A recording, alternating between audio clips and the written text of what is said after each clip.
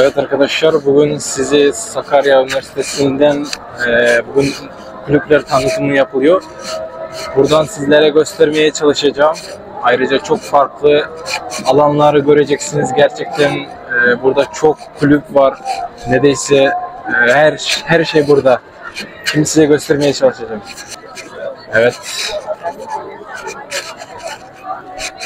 Hukuk topluluğu. Bildiğim kadar buralarda dil öğretim kursları, kampanyalı kurslar da var. Aşırı çok insan var burada. Şu an size göstermeye çalışıyorum. Burası bildiğim kadar makine mühendisliği. Evet. Sanat bilimler bence. Evet. Makine mühendisliği topluluğu. Aslında ben bu topluluğu bayağı seviyorum aslında. Makine falan yapmayı. Güzel yani bence. Burası da Sakarya Sosyoloji Topluluğu.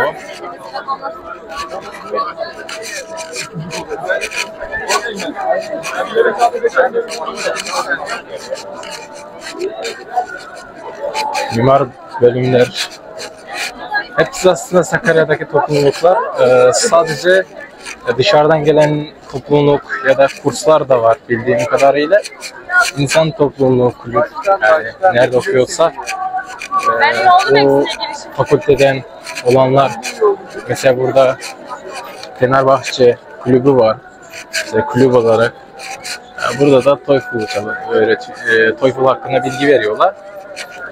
TOEFL nedir aslında bildiğiniz kadar yurt dışında okumak istediğinizde orada sadece size İngilizce seviyeli sertifikası lazım oluyor.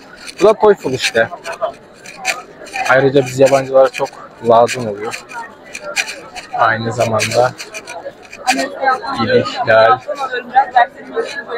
Öncelikle hoş geldiniz.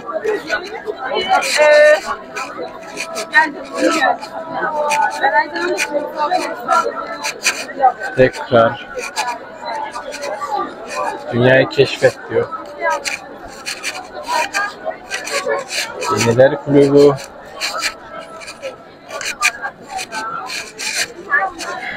Genç Yeşilay. Evet, Yeşilay biliyorsunuz ayrıca sağlık için yardım etmeye çalışan bir kulüptür. Burada da üniversite rektörü gezme yapıyor aynı zamanda.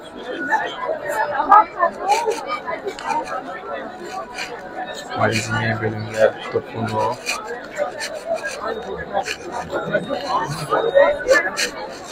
Sosyal hizmet topluluğu. Ayrıca yeni gelenler için çok güzel bir şey aslında.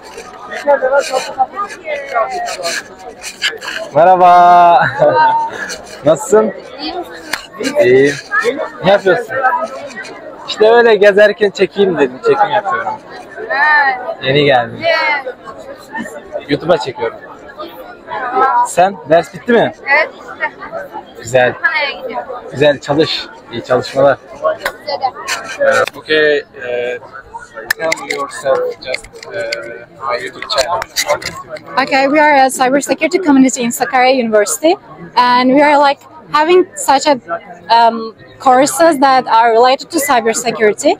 And we have a conference called RACOMP 25 this year, and we have a lot of cybersecurity researchers and important people that are speaking in our conference.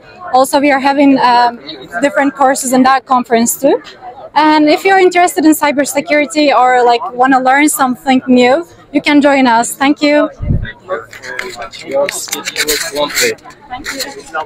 Every weekend they have to speaking club, right? Every weekend speaking club. No, we don't have a speaking club. Every weekend we have, not the weekend, every weekday we have a cybersecurity course. Okay, okay, thank you so much. Okay, thank you. Hello guys, how are you? Okay, tell me yourself and your group.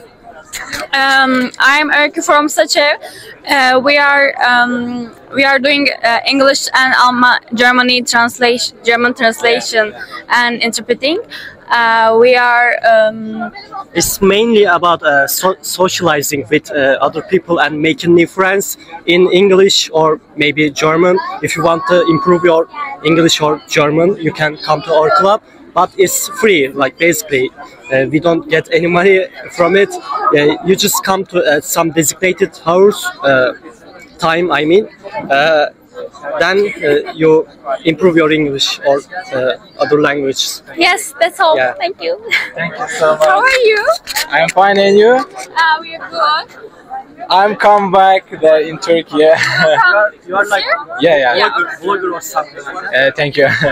Thank you. When we starting speaking club? Probably next week. Next week. Okay. I'm ready. Okay, we are with Okay, goodbye. Thank you so much. Evet. Spin kalıplara katıldığım için yapıyorum. Burası aynı farklı bir kulüp. Aynı zamanda kulüplerin tanıtım almaya çalışıyorum. Ayrıca gelişim alanlarını çok seviyorum. O yüzden herkesten interview almaya çalışacağım.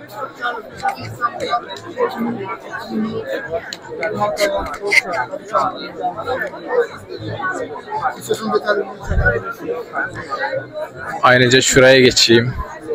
Aynı zamanda psikolojik topluluğu, şu anda en ünlü olan topluluk. Merhabalar. Merhabalar. Hocam ne yapıyorsunuz? Vallahi ne yapıyor? Fotoğraf çekiyorum. Kulüpte misiniz yoksa normal? Yok böyle rastgele fotoğraf çekiyorum. Sokak fotoğrafçılığı yapıyorum. Çok güzel. Sizi çekeyim mi? Gel çekeyim. Aynı zamanda YouTube'a çekiyorum ben de. Teşekkür ederim, eyvallah. Evet hocam, toplum hakkında kimden bilgi alabilirim aynı zamanda? Merhaba, biri size mi anlatayım? Kameraya bakmıyorum ama size anlatayım. Tamamdır. Şu şekilde bizim iki farklı topluluk etkinliklerimiz oluyor. Birisi sadece psikoloji öğrencilerine açık. Diğeri ise tüm öğrencilerimize açık. Sizler ne okuyorsunuz bilmiyorum ama ne okuyorsunuz acaba? Bilgisayar. Tamam. Biz tüm öğrencilerimize açık etkinliklerimizden bahsedebilirim size biraz. Resim analizi yapıyoruz. Kitap analizleri, film analizlerimiz oluyor. Sempozyumlarımız oluyor. Birçok sempozyumumuz var. İsterseniz konulardan biraz bahsedebilirim. Çok yakın zamanda 10 Ekim Dünya Ruh Sağlığı Günü için 11 Ekim Cuma günü Turgut Özal'da bir konferansımız var. 2 ayrı oturumdan oluşuyor. İlk oturumumuzda romantik ilişkilerin kaygısını konuşacağız, çatışmasını konuşacağız. İkincisinde anksiyetenin ruh sağlığına etkisini konuşacağız. Bekleriz sizleri oraya, tüm öğrencilerimize açık. Onun dışında otizm farkındalık günleri, bağımlılık günlerinde de etkinliklerimiz, sorumluluk projelerimiz oluyor. Bunlarda da sizi görmek isteriz. Instagram ve QR'larımız burada. Oradan da takip ederseniz seviniriz. Nerede paylaşıyorsunuz? Tamam, teşekkür ederim. Hello. Şimdi insanlar burada çekim yapıyor. Ben de rastgele birisini tutup konuyu öğrenmeye çalışıyorum.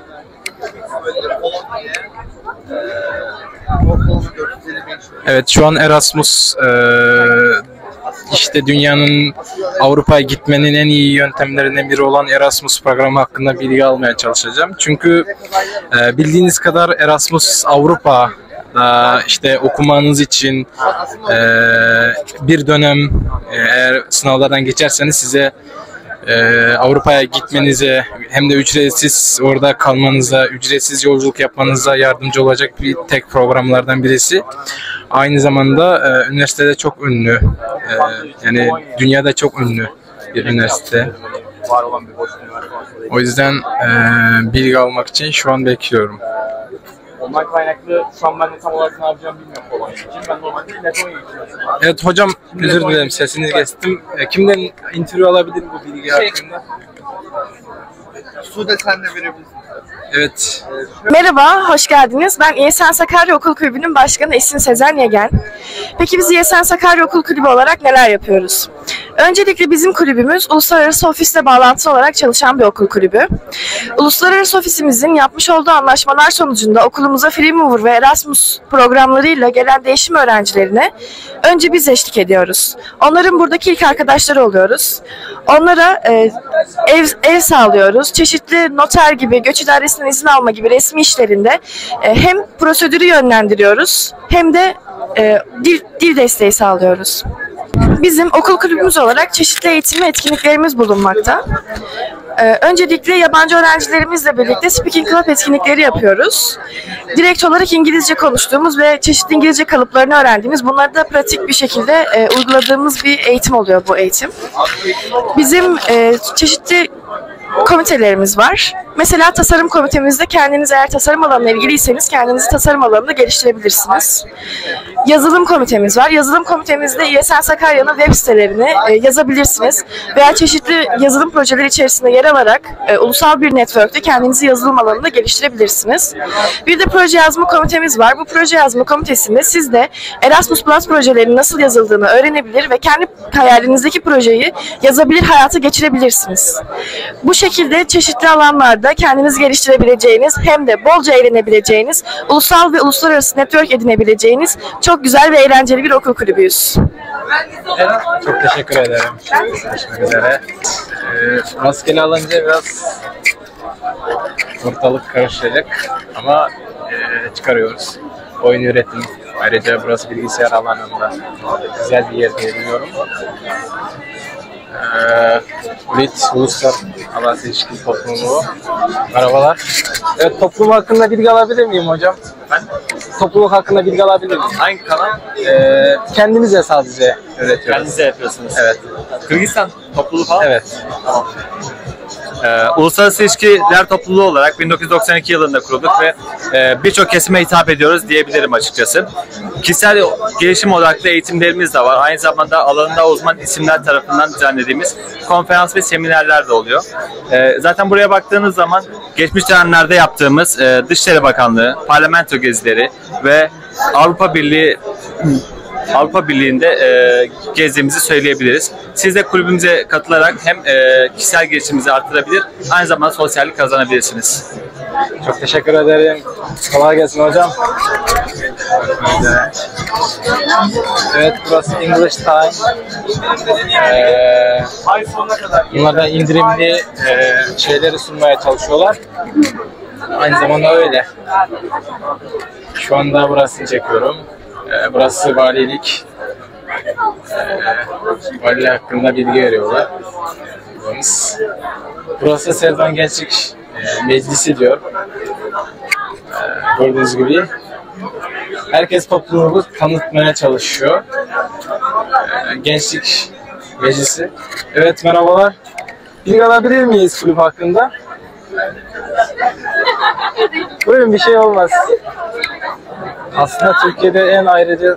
Nereye konuşuyoruz? Şuraya konuşuyorsunuz. Evet. Nerede yayınlanacağım?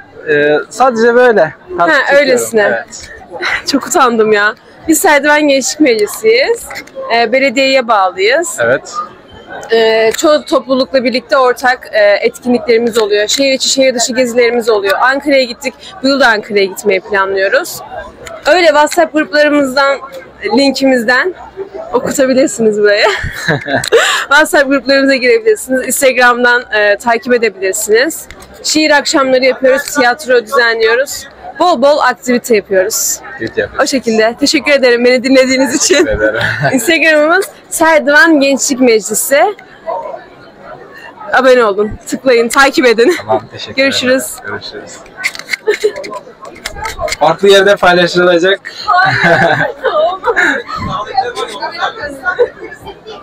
Evet hocam, merhabalar. Burada çorba dağıtıyorlar ayrıca farklı Serdivan Belediyesi'nde. Teşekkür ederim hocam. Hepinize kolay gelsin. Buradan çorba ikram alabilirsiniz aslında Serdivan Belediyesi. Hem sınav zamanında hem farklı zamanlarda çorba dağıtıyorlar.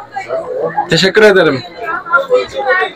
Hafta için her gün burada olmayı planlamış bu seneye. Eskiden farklı şey yapıyordu. Evet, şu an farklı bir yeri göstermeye çalışıyorum. Burası bizim kantin taraf. Şu an burasını Osman Gençlik Serdivan Belediye Başkanlığı tarafından. Hocam bilgi alabilir miyim sizden interview olarak da toplumu hakkında? Vermiyorsunuz. Tamam, teşekkürler. Bazı yerlerden dönüş de gelmiyor. Evet, şimdi farklı yere geçiyorum. Aynı zamanda mikrofonlar ses çıkıyor mu onu denemek için tekrar kamerayı kapatacağım. Evet, tekrar çekmeye başladım. Burası İHA. Aynı zamanda Türkiye. Aleykümselam. Nasılsınız arkadaşlar? Ne yapıyorsunuz?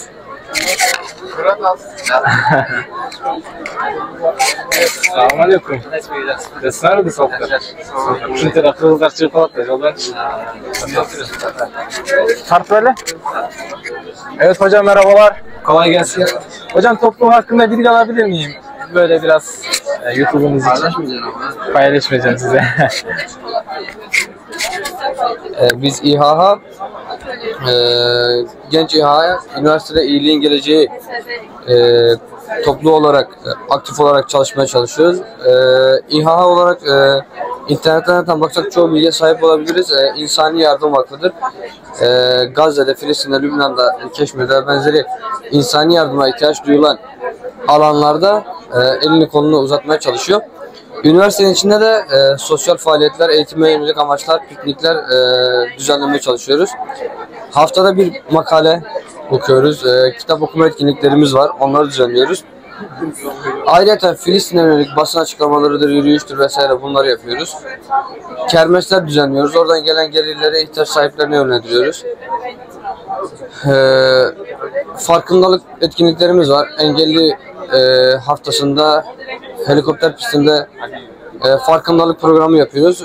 Bu şekilde devam ediyoruz. Sizin sorularınız vesaire varsa cevaplayabiliriz. Eyvallah, çok teşekkür ederim hocam. Kolay gelsin. Teşekkür ederim. Evet, tekrardan çekimi destekliyorum. Ayrıca bazen benim Türkçem kötü olduğu için bazı cümleleri kurmakta zorlanıyorum ayrıca. O yüzden böyle çekeceğim. Azerbaycan tanıtımı yapıyorlar burada. Azerbaycanlı arkadaşlar. Burada da başkan var. Başkandan interview alacağım. Selamünaleyküm. Nasılsın başkanım? Başkanım, toplum hakkında bir bilgi verirsen. Azerbaycan topluluğu hakkında. Evet. Azerbaycan Kültür ve Dayanışma Topluluğu. Evet. 2021. yıldan faaliyet gösteriyoruz. Daha önce tabii ki farklı isimlerde Azerbaycanlı topluluklar olmuştur. Burada Azerbaycan'a ait yöresel görseller var. Bizim giyimimiz, bayrağımız, ve bizim logomuz, sosyal medya hesaplarımız. Bilmek istediğiniz bir şey varsa sorarsanız tabii ki memnuniyetle cevap veririz. Teşekkür ederim hocam. Memnun oldum hocam. Görüştüğüme sevindim. Allah'a emanet olacağım. Eyvallah. Evet, burada Azerbaycan kendisini tanıtıyor, toplumunu. Çekmeye çalışıyorum. Selamünaleyküm. Toplum hakkında bilgi vermek ister misin hocam? Topluluk değil hocam bizimki ya. Ne? Dil kursu. Tamam, söyle hocam. Hocam siz yer misiniz? Hocam siz bilersiniz bu konuda. Hocam bir de çekelim. Bir kurs hakkında bilgi verir misiniz? Ne? Bir kurs hakkında bilgi almak istiyorum. Kurs hakkında bilgi verirsen hocam. Tabii ki de East to West Eğitim Kurumları olarak Sakarya'nın uluslararası tek kurumuyuz. BEDAF üyesiyiz. Avrupa Dil Konseyi, bize kayıt olan öğrenciler Avrupa Dil Konseyi'ne de kayıt olmuş oluyorlar bu şekilde. Dünyanın neresine giderseniz gidin, sertifikanızdaki kod numarası, onu ibraz ettiğinizde sertifikanız otomatik olarak karşı taraftan görünecektir. Yani burada uluslararası alanda dil yeterliliğinizi kanıtlayabileceğiniz tek belge bu kurumda arkadaşlar. Aynı zamanda 5000 adet MYK sertifikamız var.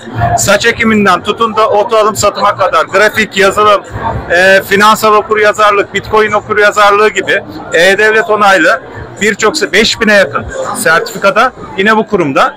Bizden eğitim alan arkadaşlara zaten biz bu sertifikaları hediye ediyoruz. Bu eğitimleri de hediye ediyoruz.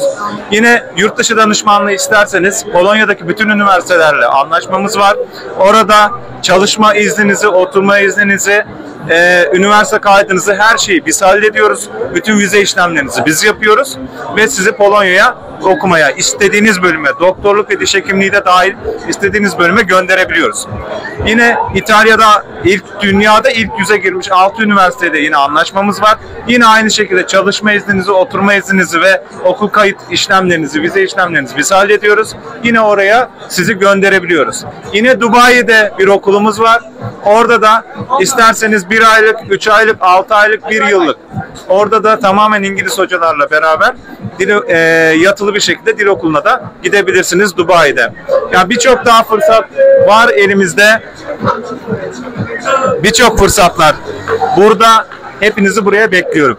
Fiyatlar hakkında bilgi verir misiniz? Tabii ki de şu anda bizim fiyatlarımız 4 seviye 45 ile 48 bin arasında değişiyor nakit taksitli olarak. Ama şu anda standa özel Vakıfbank'la yaptığımız anlaşmayla Vakıfbank'ın öğrencilere verdiği destekle beraber 38 bin liraya 10 ay taksitle, normal şartlarda 10 ay taksit yok, 6 ve 8 bölüyoruz biz. Ama Vakıfbank'la beraber 10 ay taksitle 4 seviye eğitimine burada katılabiliyorsunuz ve bunu 3.800 olarak ödeyebiliyorsunuz. Yine 3 seviye 38 bin yerine 30 bin lira ya düşüyor Vakıfbank desteğiyle beraber siz öğrencilerimize. Bunu da yine 10 ay taksitle ödeyebileceksiniz arkadaşlar. Yine dediğim gibi 2000-2500 TL değerinde MYK sertifikaları da size hediye. İstediğiniz bunun içinden, bu 5000 sertifika içinden istediğiniz sertifikayı da seçebilirsiniz. Tamam, teşekkür ederim hocam. Evet, burası Dil Kulübü'ydü. Evet, benim en çok sevdiğim Kızılay Kulübü'ne geliyoruz. Kızılay aynı zamanda dünyanın neredeyse her yerde karşılaştığınız bir topluluk diyebiliriz. Kendisi Türkiye'ye ait olmasına rağmen dünyanın aynı zamanda Kırgızistan'da da var. Biz buna kayıtlıyız. Eskiden de kayıtlıydık. Uluslararası öğrencileri de alıyor. Eğitimler hakkında da şimdi bilgi almaya çalışacağız. Merhaba hocam. Nasılsın? Kızılay hakkında bilgi verir misin? Kızılay hakkında? Evet. Başkan bir yardımcısı. Tamam, teşekkür ederim. Buradan içeri olarak alacağım. Kızılay hakkında şuna da alırsanız konuşurken bilgi olarak öğrencilere çekeyim. Tamam, böyle buraya anlatayım, siz oradan. Evet. Toplumun avantajlı bireyleriyle aslında çalışmalar yürütüyoruz. Örneğin çocuk, çocuk, genç ve yaşlılarla, yani toplumun her kesimiyle aslında ilgileniyoruz. Örneğin yaşlılarla Hendek'teki huzur evine gittik. Orada yaşlı bireylerimize müzik dinletisi yaptık. Onlarla oyun oynadık. Çocuklarımızla birlikte, çocuk evleri sitesinde kalan çocuklarımızla birlikte oyunlar oynadık. Engelli bireylerimizle beraber salonda çeşitli etkinlikler oluşturduk. Aynı zamanda sadece böyle çeşitli etkinlikler yapmıyoruz. Gönüllerimizle birlikte eğlenmesini de biliyoruz. Gönüllerimizle birlikte sinema geceleri, karaoke geceleri, tanışma etkinlikleri düzenliyoruz. Eğer katılmayı düşünürseniz WhatsApp grubumuzu bekliyoruz size. Etkinliklerimizde görüşmek üzere. Teşekkür ederim. Ya çok iyi Burası Kızılay. İstediğiniz kadar yazılma şansınız var. Ayrıca buraya QR kodu da koydular. Evet, burası bildiğim kadar teknolojiye bağlı. Yanında da müzik çalıyor.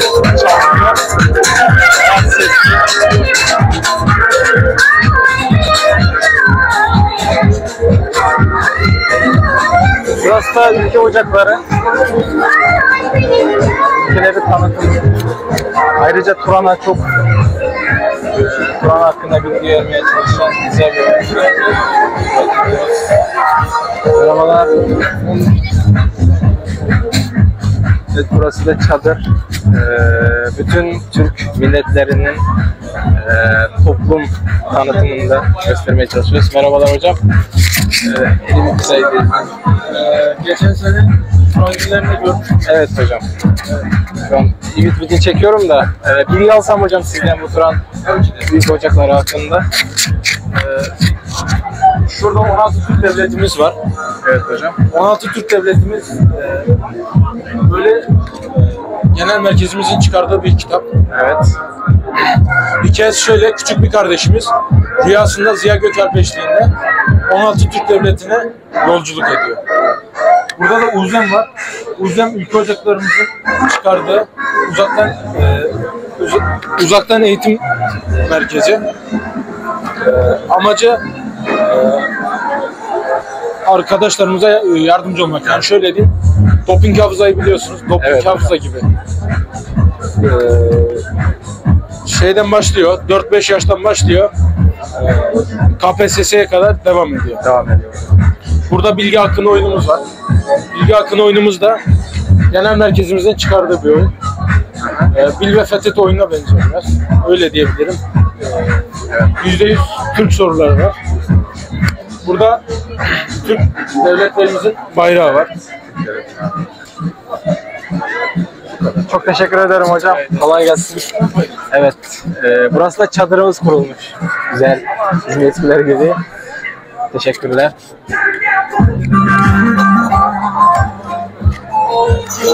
Evet, gördüğünüz gibi kulüp tanıtımı yapılıyor. Burada da biz bir aileyiz. Sakarya Uni tanıtımı yapıyorlar. Gördüğünüz gibi. Evet, İngilizce konuşma çevreci topluluğu.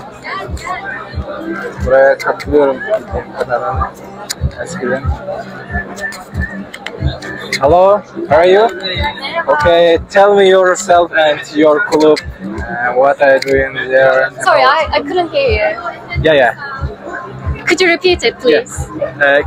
Can you tell me yourself and your club? What are you doing? What's your club? So, my name is Damla, and my major is public relations and advertising. We are making speaking club. Every weekend, yeah, right? Not yet, actually. We're making a speaking club. We are talking to each other.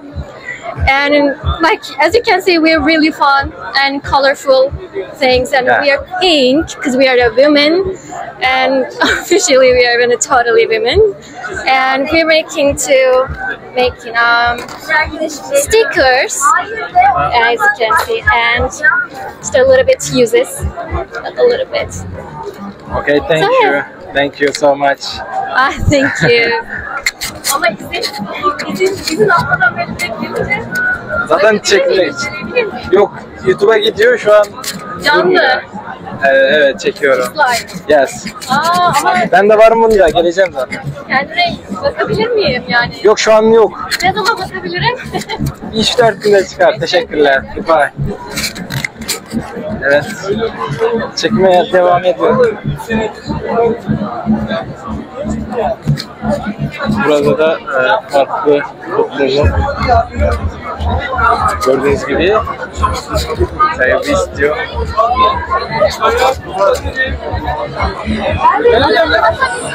Evet. Geçelim. Başkan. Evet, aslında benim sevdiğim çoğu zaman kulüpler İngilizce kulüpleri, konuşma kulüpleri oluyor. Bildiğim kadar onlar çok güzel. Tabii her fakültesinin kendine ait kulüpleri var benim bildiğim kadar. Masat kulübü mesela. Eğer bir iş adamı olmayı isterseniz Masat'ta gelip başvurabilirsiniz. Evet, merhabalar. Bilgi alabilir miyiz Masat hakkında? Ne hakkında? İşte sizin kulüp hakkında. Şunu şöyle vereyim. Aynı zamanda çekim yapıyorum.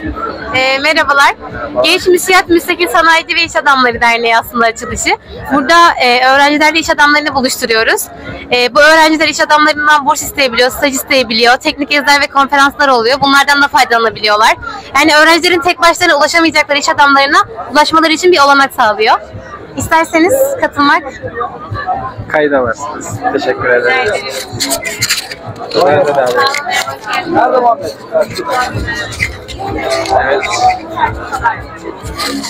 Burada da müzik alanındaki tanıtımlar yapılıyor. Buranın da sağ tarafı, evet. Şimdi hepsine tamamen gidip de konuşma alamıyorum ama size tanıtmaya çalışıyorum. Her türlü topluluklar var buralarda. O yüzden bildiğim kadar yapmaya çalışıyorum. Evet, bu da benim fakülteme ait bir bilgisayar servis var. Toplum hakkında da bilgi almak istiyorum. Merhabalar. Birinden alabilir miyim toplum hakkında bilgi? Bilgi alabilir miyim birinizden? Evet. Aynı zamanda bilgisayar hakkında, evet, böyle. Merhaba. Okul öncesi eğitimi topluluğuyuz. Turkuaz Hendek'te eğitim görüyoruz.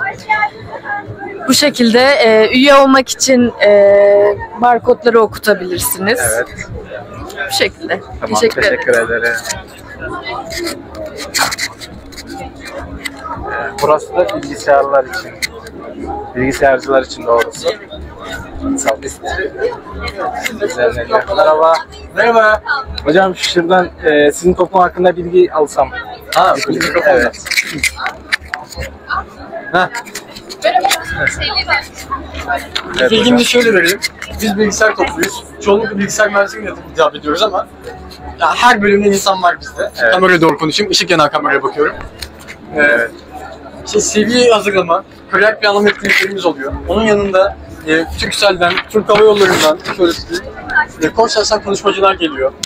Intellica diye bir veri tabanı danışmanlık sağlayan şirket vardı. Güzel bir workshop verdi. Innova diye bir tane Turkcell'in yazılım şirketi gelmişti. Yine workshop vermişti. Ekstra ufak hediyelerle, çekişlerle birlikte. Böyle tatlı, yazılımla ilgilenen herkesi beklediğimiz bir kulübüz biz. Tamam, çok teşekkür ederim. Mikrofona da çok konuşmadım, elimi tuttum ama gelmiştir ses. Öyle olur. Teşekkür ederim. Teşekkür ederim. Ben de bilgisayar okuyorum bu arada. Kulübünüze yazılacağım. O zaman şuradan şöyle okutursak. Evet. Tamam, çok teşekkür ederim. Yakında görüşürüz. Evet. Çok teşekkür ederim. Afiyet olsun, rica ederim. Eyvallah. Bunu hiçbir yerde bulamazsınız. Şimdi şöyle çekime devam ediyorum. Kulüplere aralamaya. Aslında toplulukta bayağı şey var. Böyle kameraya gelince farklı bir kafada bir şey geliyor mu acaba bilmiyorum. Bizim Kırgızistan öyle değil mesela, gelip mikrofon sunduğu zaman konuşabiliyor. Ama burada öyle bir şey değil. Burada konuşmaz zor. Evet, aslında inanılmaz bir şey. Türkiye'de işte burada oyunları hakkında ya da oyunculuk kulübü de var aslında. Southwest kulübü var. Şuradan da farklı yeri çekiyorum. Eyvallah. Teşekkür ederim. Üyeyim ben buraya. Grupta varım, evet. Evet. Şurası da hukuk topluluğu var. Evet.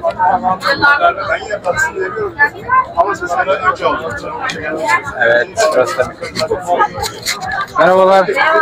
Sizden bilgi alabilir miyim toplum hakkında? Tabii ki, hoş geldin. Takip ediyoruz.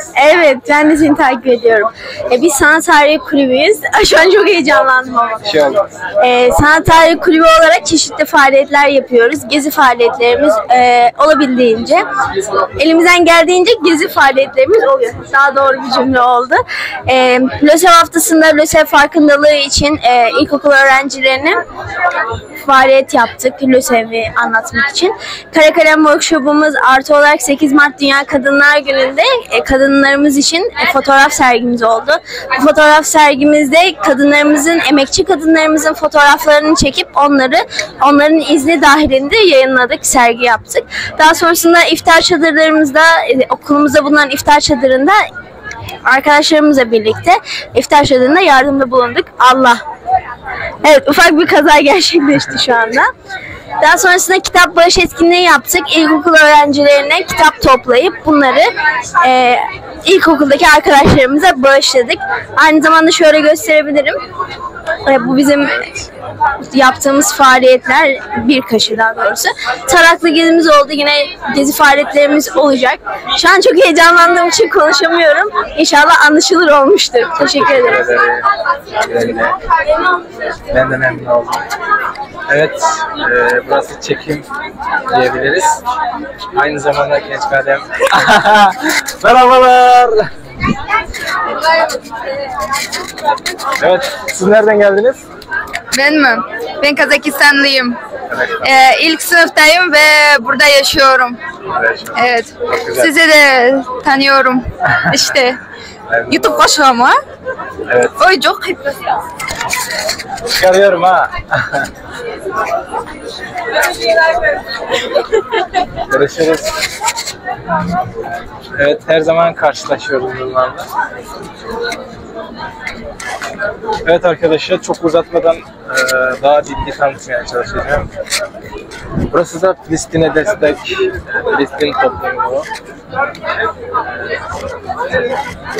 Buraya duracağım ama bildiğim kadar Filistin'e her yerde destek var. Filistin öğrenciler topluluğu, Sakarya'da okuyan Filistinlilerin topluluğu. Kariyerine yer var. Kariyerin nasıl? Burası da kariyer kulübü bildiğim kadarıyla. Evet, ben şuradan bilgi alayım. Hocam konuşurken şurada tutarsanız sevinirim. Tamam. Şimdi şöyle, biz insan kaynakları ve kariyer kulübüyüz. Ne yapıyoruz? Kariyer anlamında bütün fakülte insan kaynakları okumadığı için biz kariyer anlamında ilerliyoruz. Bu ne demek? Sosyal ve akademik anlamda kariyer üzerinden aktiviteler yapıyoruz. Ne bunlar? Sosyal anlamda işte beraber kampüste voleybol oynuyoruz ya da işte geçen sene iftar etkinliği düzenledik. Bowling'e gidiyoruz, paintball'a gidiyoruz gibi etkinlikler düzenliyoruz. O zaman da size CV hazırlama, iş simülasyonları, işte içe alımlarda nelere dikkat edilmesi gerekiyor gibi etkinlikler düzenliyoruz. Ve bu etkinliklerde size sertifika veriyoruz. Sertifika sağlıyoruz ve bu sertifikalar üniversite onaylı. Hiçbir etkinliğe katılım zorunluluğunuz yok. İsterseniz arkadaşlarım sizi üye yapsın. Topluluk günleri bugün son çünkü. İsterseniz arkadaşlarım sizi üye yapsın. İstediğiniz size uyan etkinliğe katılırsınız. Üye olmak ister misiniz? Neysiniz? Yeni Türkçe öğreniyorlar bunlar. Daha alt seviye. Yine olabilirler. Yine isterseniz olabilirsiniz. Александр Болат можно, возможно. Просто напиши номер и фамилия, имя. Ну, вообще-то этот, как надо сказать? Холера. Жұмыс бастау керек қой, соны түсіндіру үшін. Типа факультетіңерден кейін жұмыс бастау үшін. Да. Çok teşekkür ederim. Ben teşekkür ederim. Kolay gelsin. Olacaklar. Çekiyor musun? Çekiyorum. Evet. Hangi ülke? Kırgızistan. Çok teşekkür ederim. Eyvallah. Evet. Çekime devam. Şu an Yaşam Hukuk Topluluğu. Burada hukukçular adalet mülkün temelidir diyor. Hukukçu olmak isterseniz kulübe katılabilirsiniz. Evet arkadaşlar, çekim bundan ibaretti. Aynı zamanda biraz daha yeni başladığım için güzel çekim yapmamış olabilirim. Ama destekli bulunmanızı rica ediyorum. Evet, Türkiye Diyanet Vakfı gördüğünüz kadar güzel bir vakıf. Aynı zamanda yemek dağıtıyorlar. Güzel yani bence Diyanet Vakfı.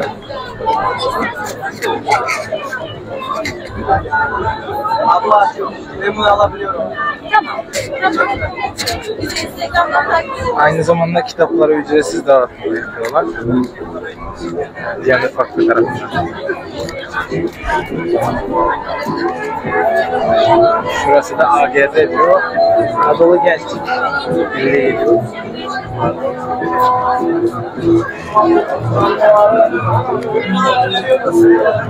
Evet. Şöylece çekip gösteriyorum. Tiyatro. tiyatrocu var. Evet arkadaşlar, bugünlük gezi bundan itibaren sizin için çekmeye çalıştım. Ayrıca güzel manzaralarla karşılaştık. Burada kaboy var ha, bilginiz olsun. Hoş geldin. Hayatım hoş geldin. Kaboy abi, nasılsınız? Teşekkürler. Kulüp hakkında bilgi verir misin abi? Tutuyor muyuz bunu? Evet, tutuyoruz. Takıyor muyuz bunu? Yok, böyle elinizle konuşabilirsiniz. Benden tam olarak beklentin nedir abi? Kulüp hakkında bilgi ver abi. Kulüp hakkında bilgi. Biz kış sporları topluluğuyuz. Evet. Bizde çok çeşitli etkinlikler var. Biz sadece kış sporla ilgilenmiyoruz. Biz aynı zamanda su sporu da yapıyoruz. Yani biz aslında bir ekstrem doğa sporu topluluğuyuz. Biz kaya tırmanışına da gidiyoruz. Biz sörf de yaptırıyoruz. Kürek de çektiriyoruz. Efendim, kışla alakalı buz patenine gittik. Başka sürekli kaya gidiyoruz. Bizde böyle etkinlikler çok. Poligona gittik, paintball yaptık. Bizde çok etkinlik var.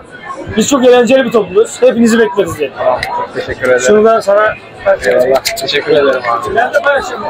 Kendi YouTube kanalımda. Evet. Nedir abi? Var mı? Adın sağlığı var mı? Takip edelim. Eleman Kırgız. Şöyle çok öğrenciyle karşı karşıya gelebilirsiniz. Güzel aslında. Evet arkadaşlar, bugün çekimimi yaptım. Gördüğünüz gibi bayağı çok etkinlik var. Daha çok insan olduğu için hem sormak hem gitmek biraz sıkıntı oldu. Aynı zamanda size bilgi vermeye çalıştım bu kulüpler hakkında. İnşallah güzel bir video çıkar diye düşünüyorum.